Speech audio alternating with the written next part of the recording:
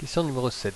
Voici une présentation du relevé de la taille des 20 élèves d'une classe de 6e primaire. Chaque élève est représenté par un jeton. Taille des élèves en centimètres, donc ici, et nombre d'élèves ici. Complète par un nombre. La phrase suivante. Il y a, 3 petits points, élèves, donc c'est le nombre d'élèves, qui mesure 1,47 m. Alors 1,47 m, c'est 147 cm. On regarde, 147 cm, celle-là. Combien de petits ronds il y a au-dessus de 147 cm? Et oui, il y en a deux jetons. Donc la réponse est 2. Il y a 2 élèves qui mesurent 1,47 m. Hop, centimètres. Donc là, c'est la question à l'envers. Est la taille la plus fréquente dans cette classe. Donc, quelle est la taille la plus fréquente dans cette classe? C'est clairement le nombre de jetons le plus élevé. Et on a de la chance ici, c'est lui le plus élevé. Donc la taille demandée, c'est 150 cm.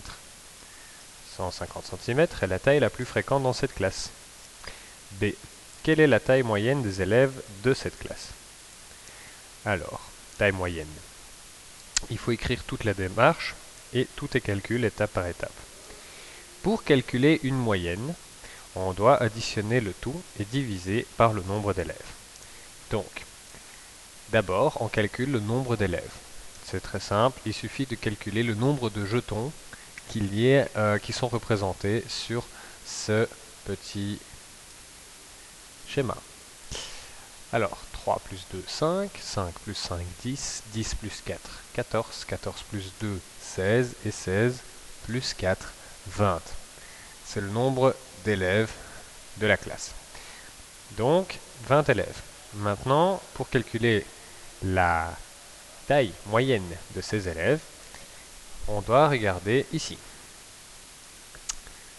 Alors, on a 3 élèves qui ont 144 cm, plus 2 élèves à 147, plus 5 à 150, plus 4 à 153, plus 2 à 156, s'il y a un petit multiplié, et encore, on doit rajouter 4.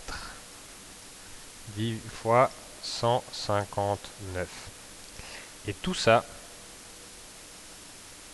divisé par 20 élèves pour obtenir la moyenne.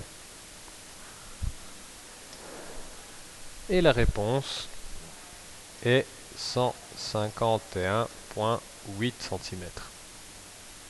Communique clairement ta réponse en une phrase. La taille moyenne de la classe est de 151,8 cm. Je vais juste vite faire revenir ici. Je n'ai pas précisé le calcul. Je vous ai laissé le faire. Mais le plus important, c'est d'arriver à ce chiffre-là, 3036. Et on doit le diviser par le nombre d'élèves pour obtenir la moyenne.